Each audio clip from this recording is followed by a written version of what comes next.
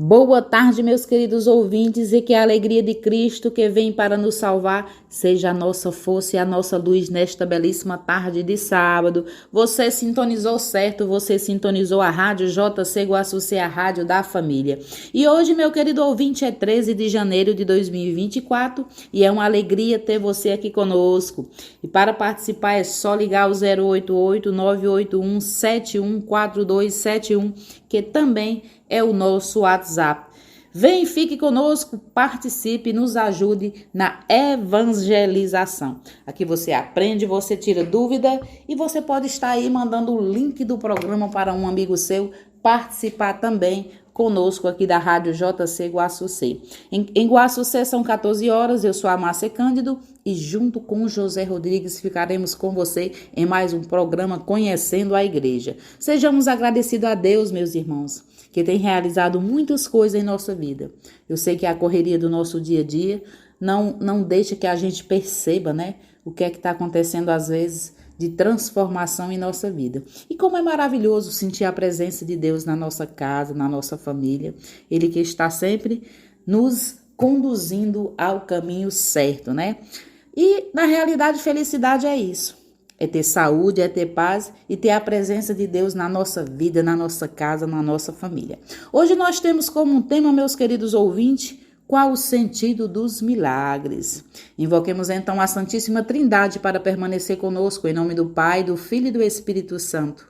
Vinde, ó Espírito Santo, enchei os corações dos vossos fiéis e acendei neles o fogo do vosso amor.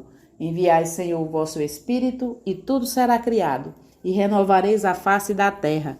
Oremos, ó Deus que instruíste os corações dos vossos fiéis com as luzes do Espírito Santo, fazer que apreciemos retamente todas as coisas segundo o mesmo Espírito e gozemos sempre de suas divinas consolações por Jesus Cristo nosso Senhor. Amém. Não mude de sintonia, está chegando aí o José Rodrigues para dar continuidade a esse maravilhoso programa de hoje. Boa tarde, José. Boa tarde, Márcia. Boa tarde, amados irmãos e ouvintes da JC Rádio Guaçucê.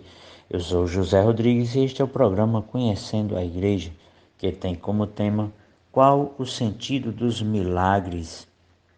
Como base para o programa de hoje, temos textos retirados do site da editora Cleofas, do professor Felipe Aquino, e o Catecismo da Igreja Católica.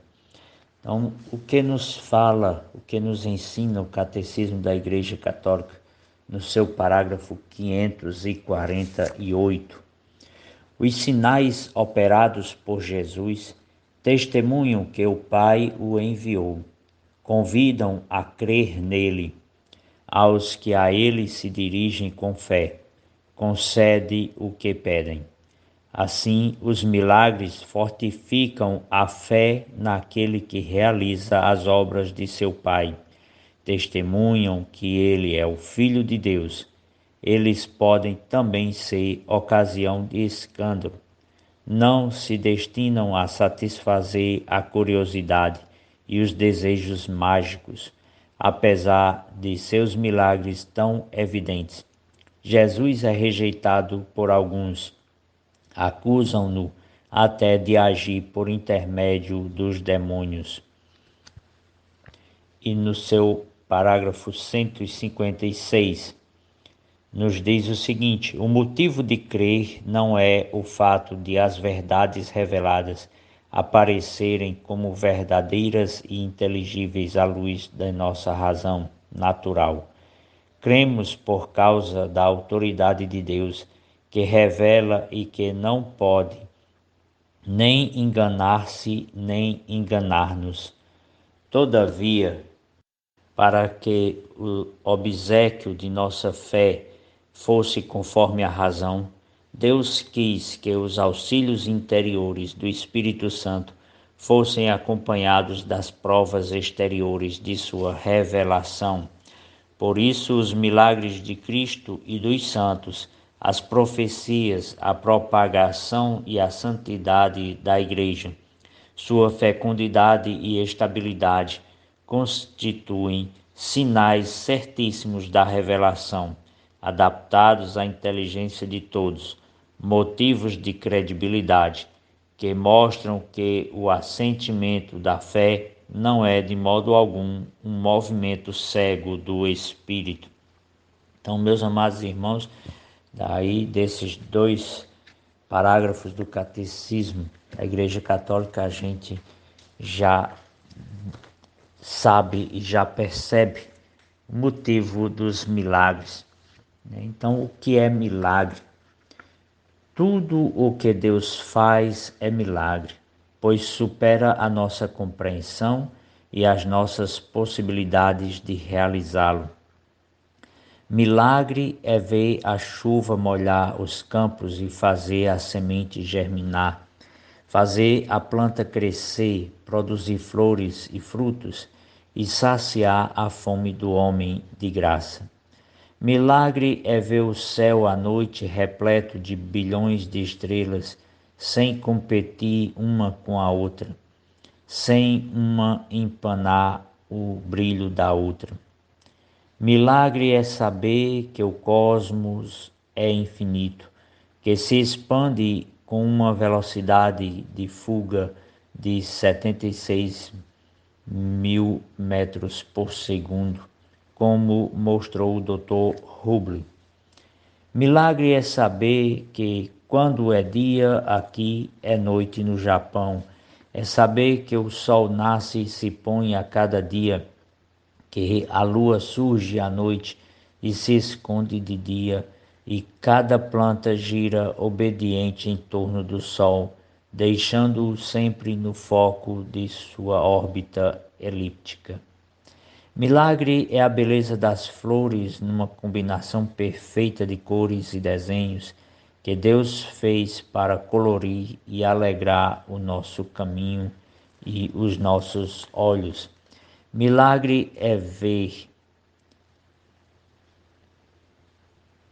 os peixes coloridos nadarem suavemente, ver os pássaros voarem alto e cantarem bonito, ver o cavalo correr elegantemente, ver o João de Barro construir a sua casa. Milagre é a inteligência do homem que inventou o carro, o avião, o telefone, a luz elétrica, o rádio, a TV, o cinema, a internet. Milagre é ver um embriãozinho, uma única célula se transformar numa pessoa, imagem de Deus, uma alma imortal. Milagre é quando olho para meus filhos e netos e vejo neles os nossos traços físicos e saber que em cada um deles há um anjo criador, à imagem de Deus. Milagre é a beleza e a pureza de uma criança que fala o que pensa sem medo de errar. Milagre é saber que tenho liberdade, vontade, consciência, memória, capacidade de cantar, sorrir, chorar, amar, pensar, projetar e construir. Milagre é saber que o pão e o vinho se transformam no corpo e sangue de Deus, feito homem, na consagração de cada missa. Milagre é tudo que sinto, vejo, ouço e admiro sem entender, mas com louvor na alma e nos lábios. Como pode alguém não acreditar em Deus? Então, meus amados irmãos, nós vimos aqui nesse texto a simplicidade do milagre de cada dia.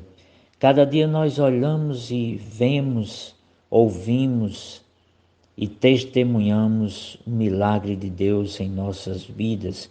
O milagre da vida ao acordar, milagre da vida ao ver uma planta germinar, milagre ao ver a chuva cair. Então, milagres que nós contemplamos todos os dias e muitas vezes não nos damos conta do milagre de cada dia que Deus realiza em nossas vidas. Porque muitas vezes nós queremos ver o extraordinário. Como disse o catecismo, este tipo de milagre pode ser causa de escândalo, quando nós queremos simplesmente satisfazer a nossa curiosidade ao presenciar um milagre grandioso. Então, mas qual o sentido dos milagres? Nós vimos aí o que é milagre na sua definição mais simples, né? No nosso dia a dia que nós vemos, mas qual seria o sentido dos milagres? Então, a propósito, convém começar por esclarecer o que é milagre no sentido teológico da palavra. Milagre não é um show da onipotência divina feito para estatar os homens. Todo milagre é antes um sinal, semeio, como diz São João, nos capítulo 2, versículo 11 e 23, capítulo 6, versículo 26, capítulo 11, versículos 15 e 42. É sinal de uma intervenção divina em resposta a uma situação difícil ou perplexa, porque passam os homens. Então aqui nós vimos a definição teológica do que é milagre, é a intervenção divina em resposta a uma situação difícil ou perplexa, porque passam os homens. Então, nós já vimos o milagre do dia a dia, aquele que muitas vezes não nos damos conta, né? A vida que brota no seio materno, que nasce de uma única célula e se multiplica e se transforma no homem, a imagem de Deus. E aqui vemos a definição teológica, né? Um milagre é, pois, uma palavra ou um discurso de Deus que quer responder aos homens de maneira mais eloquente e sensível ou persuasiva. Eis porque se requer o preenchimento de 3 condições para se poder falar de milagre. Então, segundo o ensinamento da igreja, para ser um milagre comprovado, tem que ter essas 3 condições. Então, quais são essas condições? Vamos ver agora. Trata-se de um fato histórico, real, devidamente atestado. Muitas das histórias de milagres não são senão narrações fantasiosas, cuja origem nada há de realmente extraordinário. Então, trata-se de um fato histórico, real, devidamente atestado. Então, a primeira condição. Segundo, ser um fato real totalmente inexplicável pela ciência. Isto implica que o fato seja submetido ao exame de médicos e cientistas de qualquer corrente religiosa, caso julgue que o fato pode ser explicado de algum modo pela ciência. Já não se pode mais falar de milagre. Então, o fato real, totalmente inexplicável pela ciência e que vai ser submetido ao exame de médicos e cientistas. Então, terceiro fato, o fato real, terceira condição, aliás, o fato real e inexplicável pela ciência deve ter ocorrido no contexto digno de Deus, sem a procura de lucro comercial, sem charlatanismo, vanglória, etc. Ou seja, o milagre de Deus é gratuito, como nós vemos no nosso dia a dia e atestamos, o milagre da vida. Então é gratuito, é dom de Deus, é uma intervenção divina na nossa vida para que nós possamos crer e evidenciar a proteção divina, evidenciar a presença de Deus no meio de nós. Então, caso se preencham essas 3 condições, e somente então pode-se apregoar um milagre propriamente dito. Tais fatos ocorrem e ocorrem com relativa frequência na Igreja Católica em nossos dias. Basta tomar conhecimento dos processos realizados para a beatificação ou canonização de um servo de Deus para concluir que, de fato, existem curas e acontecimentos semelhantes que a ciência não explica. Só podem ter acontecido como resposta de Deus à oração dos seus fiéis, a fim de atestar ou comprovar a heroicidade e virtudes do servo de Deus. Em Lourdes também ocorrem milagres notáveis, criteriosamente reconhecidos por médicos, religiosos ou ateus. Então, nós vemos aí que esse milagre, que esse como acontecimento, vai ser investigado por médicos, cientistas. Um exemplo de milagre é o caso do milagre que beatificou, foi atestada a santidade da irmã Dulce dos pobres, Santa Dulce dos pobres, onde foi atestado a cegueira de um rapaz, hoje homem já, né? E os médicos foram ver, atestaram a doença, cego por completo, não enxergava, e aí sua mãe vai, pede, por intercessão de Santa Dulce, e faz uma oração, e ele recobra a vista. Vai ao médico, o médico atesta o mesmo problema, só que agora ele vê tudo. O problema da doença está lá, não consegue explicar. No entanto, porque ele consegue ver, mesmo com a doença lá na retina, que teoricamente o impediria de ver. Então este foi um milagre, uma intervenção divina por intercessão da Santa Dulce dos pobres. E tantos outros que nós vemos e temos conhecimento, né, na Igreja Católica. Então, os milagres de Cristo são reais ou apenas simbólicos? Aqui é uma parte também um pouco complicada e necessária. Por que complicada? Porque nós vemos hoje em dia uma grande heresia por parte de alguns estudiosos, biblistas ou teólogos, em afirmar e negar a divindade de nosso Senhor Jesus Cristo, em contradição à heresia do arianismo, que negava a humanidade de Jesus. Ou seja, Jesus Cristo é homem e Deus. E a heresia de hoje, atual, é negar justamente a divindade de nosso Senhor Jesus Cristo. Então nós vamos ver aqui um pouco sobre os milagres de Cristo, se são reais ou apenas simbólicos. Então, é claro que para a igreja os milagres de Jesus são autênticos e verdadeiros.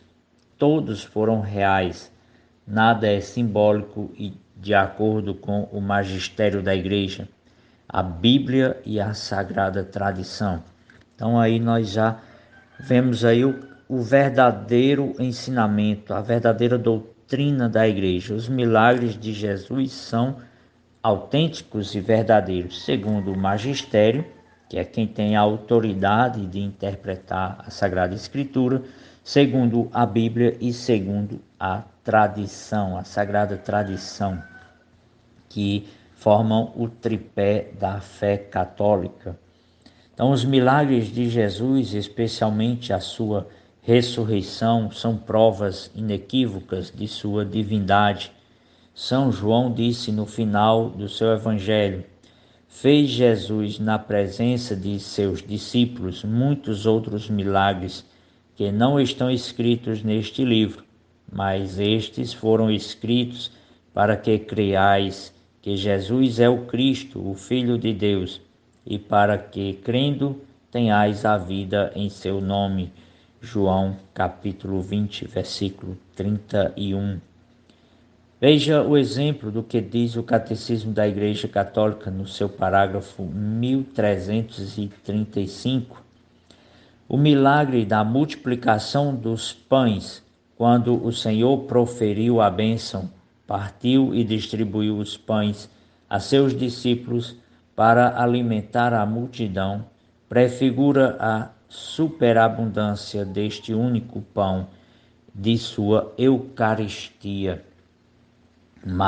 Mateus capítulo 14, versículos de 13 a 21, 15 de 32 a 39. Então aqui a multiplicação dos pães.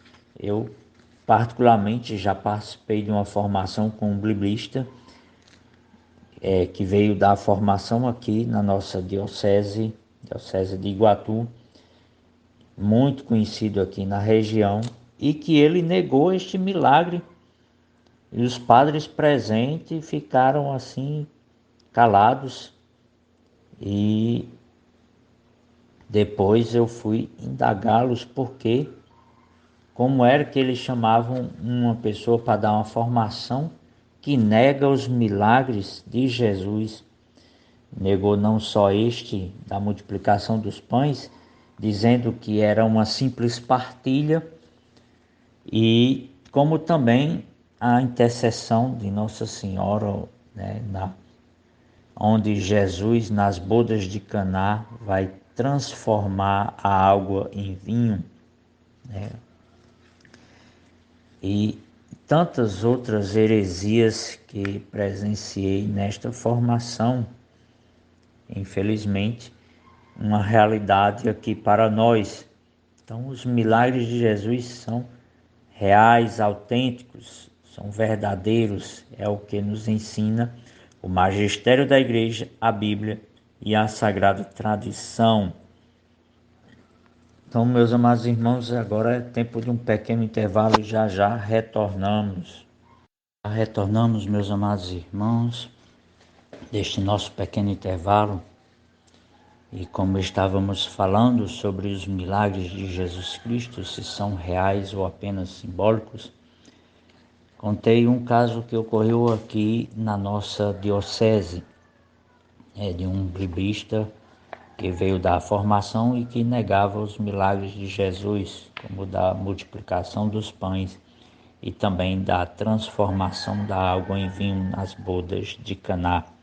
Então, o Concílio Vaticano II, na Constituição Dogmática Dei Verbum, disse no parágrafo 19: a Santa Mãe Igreja firme e constantemente creu e crê que os 4 mencionados evangelhos, cuja historicidade afirma sem hesitação, transmitem fielmente aquilo que Jesus, Filho de Deus, ao viver entre os homens, realmente fez e ensinou para a salvação deles, até o dia em que foi elevado.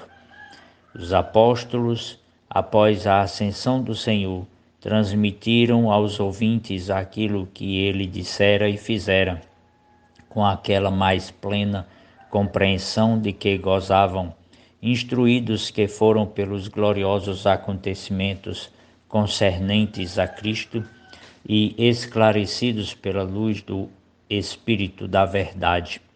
Os autores sagrados escreveram os 4 evangelhos, escolhendo certas coisas das muitas transmitidas ou oralmente, ou já por escrito, fazendo síntese de outras ou explanando-as com vistas à situação das igrejas, conservando, enfim, a forma de proclamação, sempre de maneira a transmitir-nos verdades autênticas a respeito de Jesus, pois foi esta a intenção com que escreveram, seja com fundamento na própria memória e recordações, seja baseado no testemunho daqueles que foram desde o princípio testemunhas oculares e que se tornaram ministros da palavra, para que conheçamos a solidez daqueles ensinamentos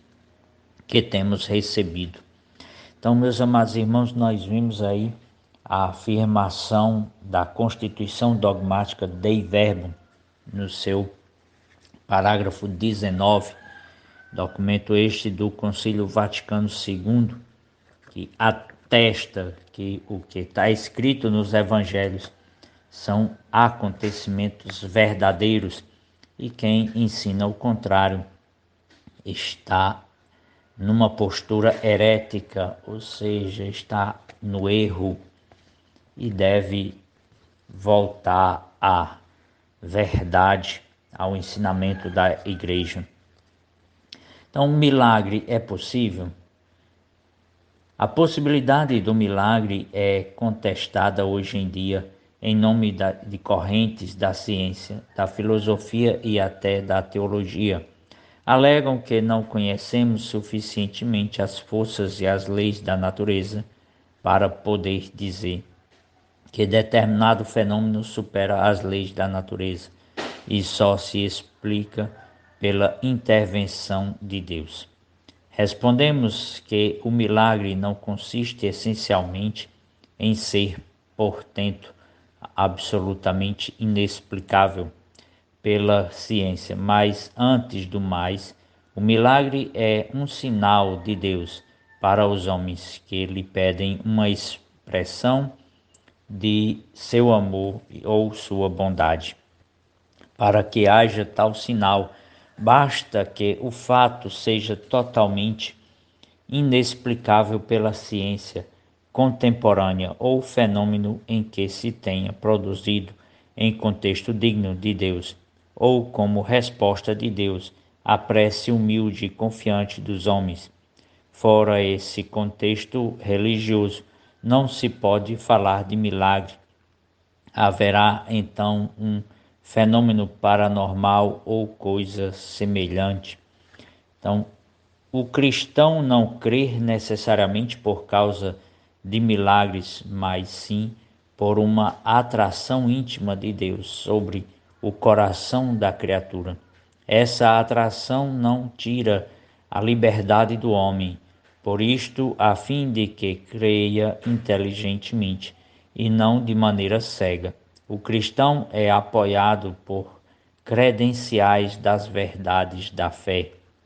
Entre essas credenciais está certamente o milagre, milagre que há de ser criteriosamente examinado e peneirado por peritos, a fim de que não se identifique um fenômeno parapsicológico ou meramente natural com uma intervenção significativa de Deus.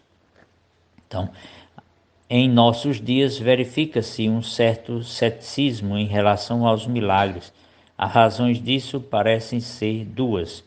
A primeira, a ciência, progredindo, tem mostrado que muitos fatos outrora inexplicáveis hoje são plenamente compreensíveis aos estudiosos, principalmente a psicologia e a parapsicologia têm contribuído para isso.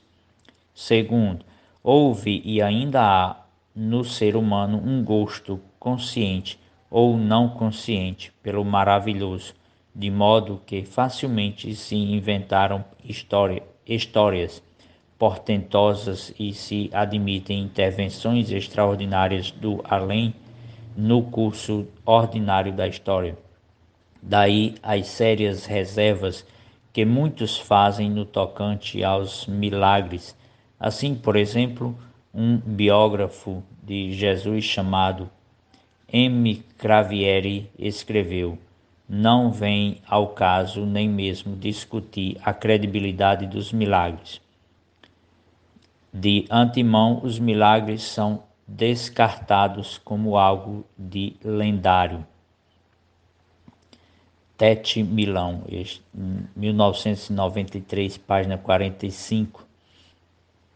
Então, ora, o Evangelho narra milagres de Jesus e até hoje a Igreja, seguindo uma tradição ininterrupta, admite a possibilidade de milagre, a tal ponto que, para proceder à beatificação e à canonização de uma pessoa santa, a Igreja espera que Deus realize algum milagre por intercessão desse seu servo ou dessa sua serva. Como se compreende, trata-se de milagres rigorosamente examinados por cientistas e teólogos.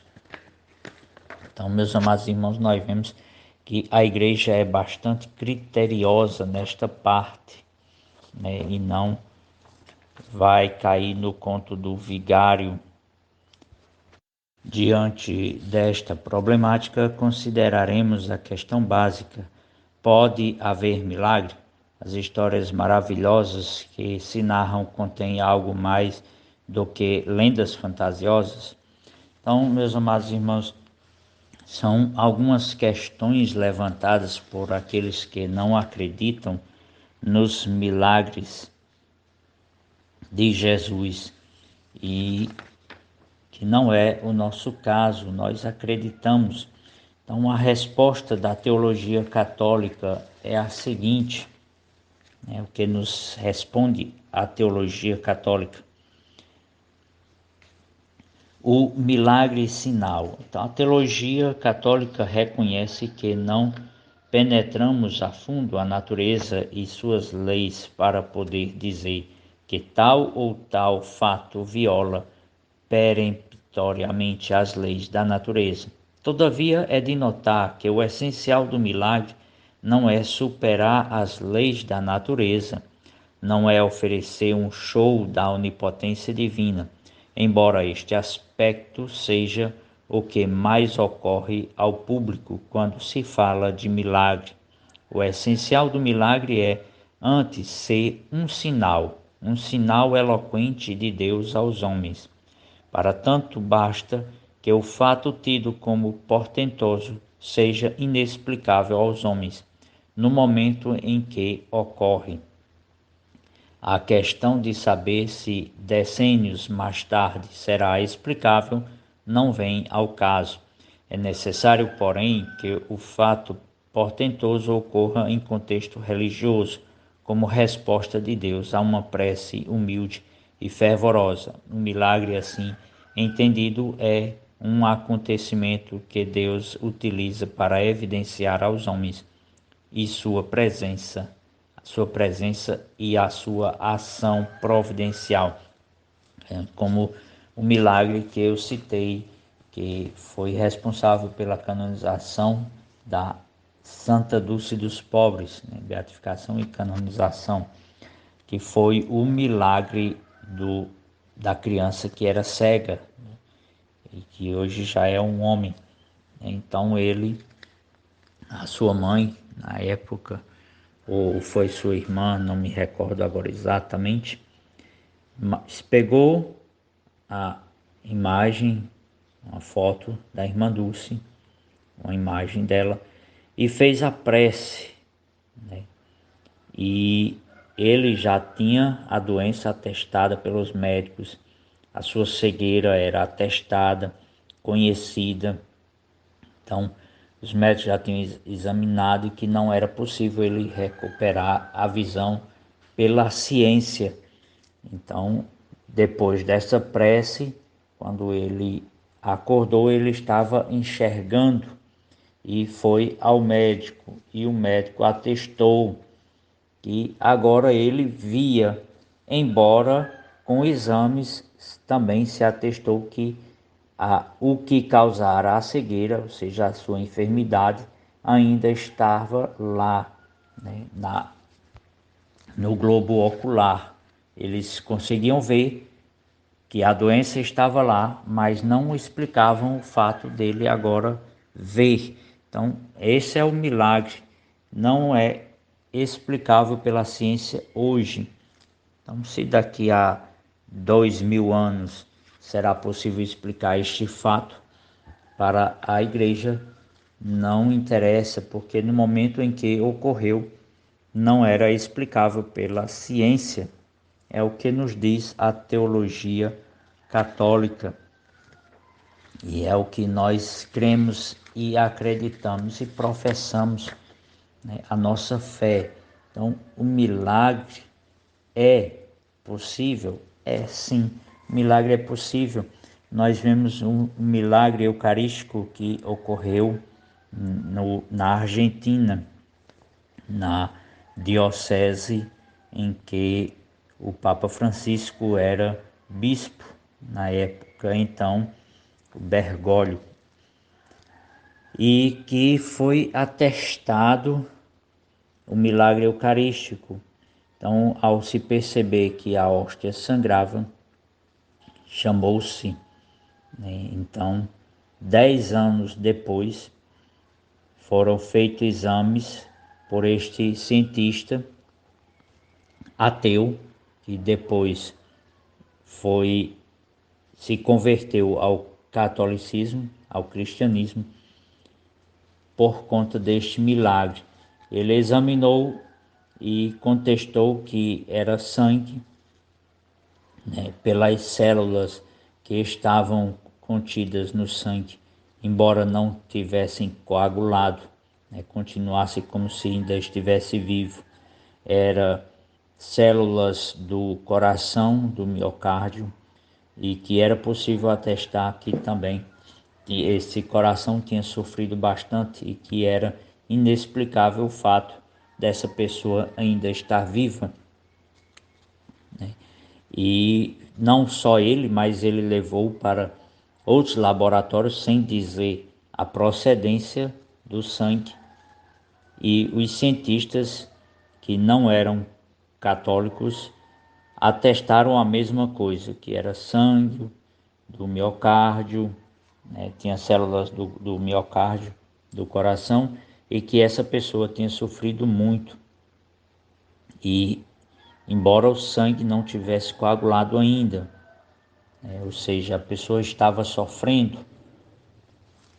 Tudo isso atestado cientificamente por laboratórios diferentes e em regiões diferentes, e que ele levou. E ele testemunha isso. Tem vídeos até no YouTube.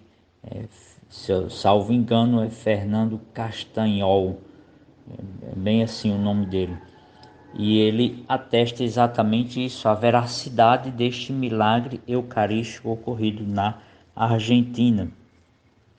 E é muito eloquente o testemunho que ele apresenta, provas, né, da coleta do sangue, tudo, e os exames realizados. Ele, como cientista, vai explicando, e que fica evidente o milagre. E é esta a nossa fé, a nossa crença, né, que os milagres são possíveis. O milagre, nós vemos o milagre simples do dia a dia, como levantar, abrir os olhos, como ver uma semente germinar, como ver uma criança, um ser nascer, né, de uma única célula e gerar-se outras células e gerar o ser humano, vida que é inexplicável.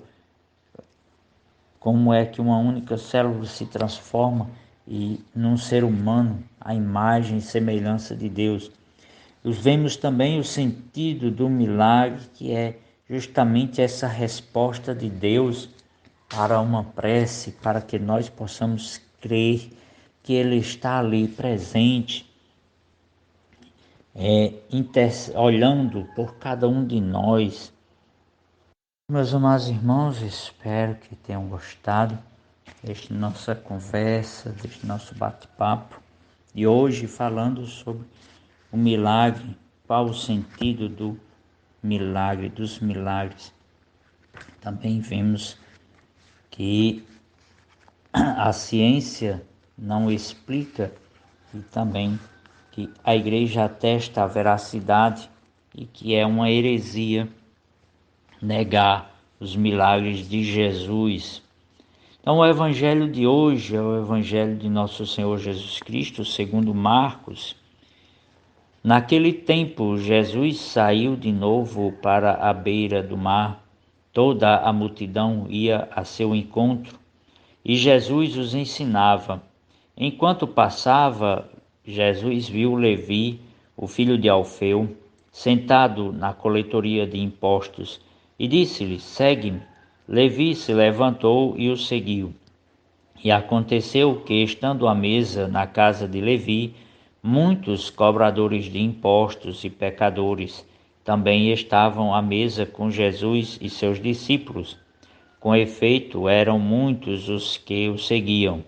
Alguns doutores da lei, que eram fariseus, viram que Jesus estava comendo com pecadores e cobradores de impostos. Então eles perguntaram aos discípulos: por que ele come com os cobradores de impostos e pecadores? Tendo ouvido Jesus, respondeu-lhes: não são as pessoas sadias que precisam de médico, mas as doentes. Eu não vim para chamar justos, mas sim pecadores. Palavra da nossa salvação. Glória a vós, Senhor. Então, meus amados irmãos, Marcos narra para hoje este encontro de Jesus com Levi, com Mateus, o evangelista Mateus. Então, Jesus estava ensinando e narra para nós que toda uma multidão ia ao seu encontro, mas ele percebeu ali que havia um que não tinha ido ao encontro, mas certamente Jesus percebeu a sua vontade, o seu interesse, e ele vai ao encontro deste, que com toda a certeza é preciso inferir, ou seja, deduzir que ele não se achava digno, pois era tido como um pecador público, cobrador de imposto. E nós vemos aqui que os fariseus os discriminavam. Então Jesus vai ao seu encontro e o chama: segue-me. Este é o chamado de Jesus para cada um de nós hoje: segue-me, muda de vida, vem após mim, dá testemunho de mim, converte-se, muda de vida. Este é o chamado que Jesus faz hoje para nós, assim como fez para Levi. E ele vai à casa de Levi, come com os cobradores de impostos e pecadores. E a resposta de Jesus é fenomenal quando os doutores da lei, os fariseus, vão questionar que Jesus estava comendo com os pecadores e cobradores de impostos. Então Jesus vai e responde: não são as pessoas sadias que precisam de médico, mas as doentes. Eu não vim para chamar justos, mas sim pecadores. E qual é esse chamado de Jesus para nós pecadores? É este chamado à conversão, à mudança de vida, a conformar-nos à pessoa de Jesus, ou seja, sermos outro cristão para os nossos irmãos, dar testemunho desse amor, desta fidelidade, desta misericórdia de Jesus para conosco, aos nossos irmãos de comunidade, porque é assim que nós vamos testemunhar Jesus, o amor de Jesus para conosco, mudando a nossa atitude, mudando o nosso ponto de vista, não simplesmente discriminando, mas como ele mesmo diz, não são os sadios que precisam de médico, mas os doentes. Ou seja, nós estamos doentes, o pecado nos deixa doentes e devemos buscar o médico dos médicos, Jesus. Mas uma coisa é fundamental: ele chama os pecadores, mas ele chama a conversão. Ele quer salvar o pecador, mas não aceita de maneira nenhuma a prática do pecado. O pecado Jesus não aceita, ele quer que o pecador venha, porque ele vai transformar a nossa vida enquanto pecadores, para que nós busquemos cada vez mais nos afastar do pecado, odiar o ato pecaminoso praticado por cada um de nós. O ato pecaminoso que eu pratico hoje, eu devo odiá-lo, devo detestá-lo, devo buscar em Jesus a força para mudar de vida, para resistir a este pecado, para que assim eu possa me tornar sadio, para que assim eu possa me conformar à vontade de Jesus e dar testemunho deste chamado de Jesus na minha vida. Então, meus amados irmãos, rezemos esta Ave Maria por cada um de nós, pela veracidade dos milagres atestados pela Igreja, pela doutrina, pelo magistério, pela Sagrada Escritura e pela Sagrada Tradição. Os milagres atestados de Jesus, por tudo isso. Pela Igreja que somos nós, pelo Papa Francisco, pelos bispos do mundo inteiro, e aqui cito o nosso bispo Dom Geraldo, pelos sacerdotes do mundo inteiro. E aqui hoje, de maneira especial, cito o nosso atual pároco, Padre Evanilson, que está se despedindo de nós amanhã, domingo, celebra a sua última missa aqui na nossa paróquia, na sede da nossa paróquia. Amanhã à noite ele celebra a sua última missa, está de partida para a igreja de Milhã, que faz este chamado para ele. E também acolhendo o nosso pároco, nomeado pelo bispo, Padre Francisco Leiva, que vai chegar para nós dia 23. Então é com muita alegria que nós rezamos pedindo por eles. E você, meu amado irmão e ouvinte, possa mencionar o seu bispo, o seu pároco, para que juntos, em oração, possamos rezar esta Ave Maria, pedindo a intercessão da nossa mãezinha do céu, ela que sempre está olhando para as nossas necessidades e suplicando ao seu Filho Jesus, para que ele interceda e mude a nossa vida. Ave Maria, cheia de graça, o Senhor é convosco. Bendita sois vós entre as mulheres, bendito é o fruto do vosso ventre, Jesus. Santa Maria, Mãe de Deus, rogai por nós, pecadores, agora e na hora de nossa morte. Amém. Viva Cristo Rei, viva a Imaculada Conceição da Virgem Maria. Bom, meus queridos ouvintes, chegamos ao final do programa de hoje. Vamos agradecer a Deus. Lembre sempre de estar todos os dias tirando o seu momento para conversar com Deus, para agradecer. Lembre-se que para Deus não existe impossíveis, não existe problema sem solução, porque tudo pode mudar, só precisa crer. Se você crê na misericórdia de Deus, por isso acalme seu coração. Você que nesse momento está aflito, você que está com problemas financeiros, com problema de saúde, só precisa você confiar no Senhor. Ele está sempre agindo em sua vida. Você que está nos acompanhando, que a bênção do Senhor acompanhe você, trazendo muita paz, muita fé, muita saúde e muito amor. Continue ligado na nossa programação, porque na sequência tem Hora da Misericórdia com o Padre Reginaldo Manzotti. Vamos rezar aqui um Pai Nosso, uma Ave Maria, para todas as pessoas que estão agonizando nesse momento, todas as pessoas que estão precisando da misericórdia de Deus, da presença dele em sua vida. Pai nosso que estais no céu, santificado seja o vosso nome. Venha a nós o vosso reino, seja feita a vossa vontade, assim na terra como no céu. O pão nosso de cada dia nos dai hoje. Perdoai-nos as nossas ofensas, assim como nós perdoamos a quem nos tem ofendido, e não nos deixeis cair em tentação, mas livrai-nos do mal. Amém. Ave Maria, cheia de graça, o Senhor é convosco. Bendita sois vós entre as mulheres, bendito é o fruto do vosso ventre, Jesus. Santa Maria, Mãe de Deus, rogai por nós, pecadores, agora e na hora de nossa morte. Amém. Um forte abraço, meu querido ouvinte, e até no próximo sábado, se assim Deus nos permitir.